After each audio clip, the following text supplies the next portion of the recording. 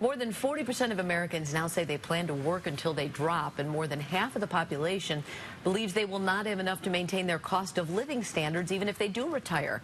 This week is National Save for Retirement Week. I'm joined by a certified financial planner, John Gaykowski, who is going to give us some strategies for everyone.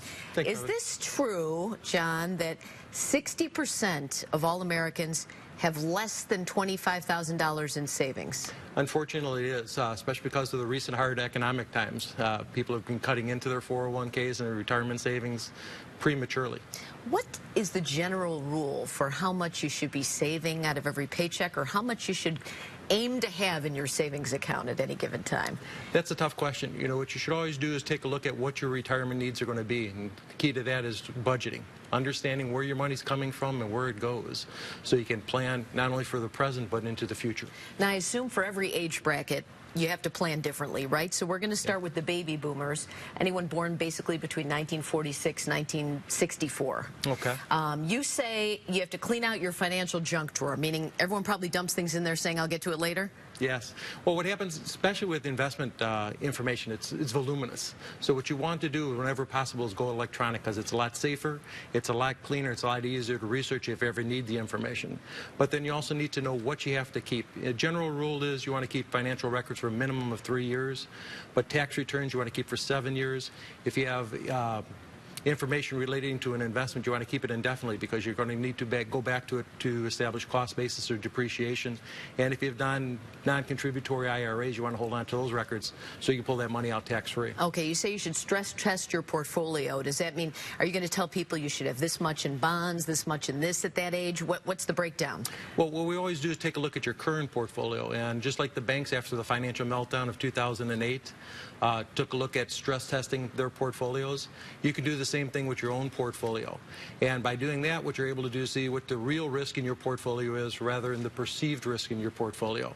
And there are different computer programs that allow us to take a look at different economic models. We can test up to maybe your 50 or 60 different economic or political situations that could happen and how it would affect your portfolio. Okay, now when you're in this age bracket, you say there's something you could do with your 401k, increase your contributions, or should you be decreasing them at that point, how much you contribute? You probably want to be increasing. After age 50, you're allowed to contribute what are known as catch-up provisions, where you can add an additional $5,500 to your 401ks, 403bs, things along those lines, an extra $1,000 to your IRAs, your traditional IRAs or Roth IRAs, to get caught up so you can have the maximum amount for retirement. Okay.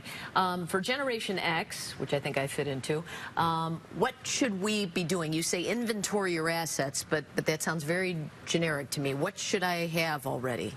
Most people, especially at that juncture, life is so busy, they don't have a real good handle on what their assets are. So what they need to do is get their financial life on one page, do a personal net worth statement, take a look at the assets and liabilities, so you can see where you're at, what you need to do, and see if you're making progress towards your particular goals. So you should have a certain amount, I would assume, for your kids. Should you have college or money already put away, all done already? Should you have save more for retirement than for your kids? What's more important?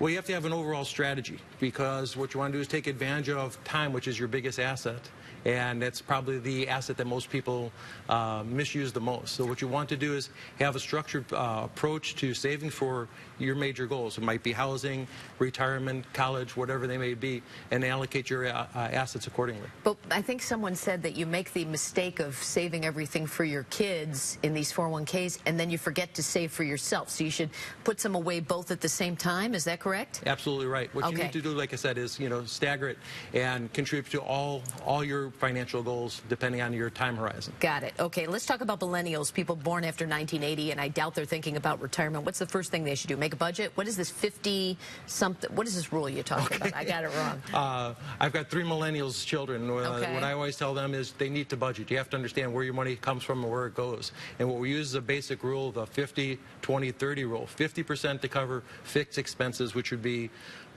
rent or housing, car payments, things along those lines. 20% for long-term savings and investments, and the other 30% for lifestyle. Dining out, entertainment, travel, things along those lines. And I assume those percentages change the older you get, correct? Yes, okay. you modify them. All right. Also, take advantage of those employer match programs which people probably don't even pay attention to at that age. Without a doubt, Okay. if your employer offers a matching contribution, free money is usually pretty good. So what you always want to do is contribute to your 401k at least up to the max, so you get the maximum contributions. After that, for millennials, what we strongly recommend is they have additional savings, have it go into a Roth IRA, because that gives them the greatest amount of flexibility. And long-term. how do you reduce your debt? A lot of young people have debt. What do you pay off those credit cards before you start saving?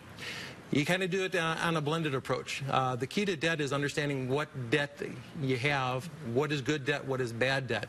What you want to do is prioritize the debt. You break it down between what's taxable, what's not taxable. You break it down by interest rates that are charged, and you prioritize it, and then you come up with a systematic approach to eliminate those debts. Typically, you pay off the highest interest rate first, take all those payments, now focus it towards the second and the third until you're out of debt in a relatively short period of time. Well, thank you so much. All great tips. John Gagkowski from Money Managers in Oak Brook. Thanks for being here. Thank you.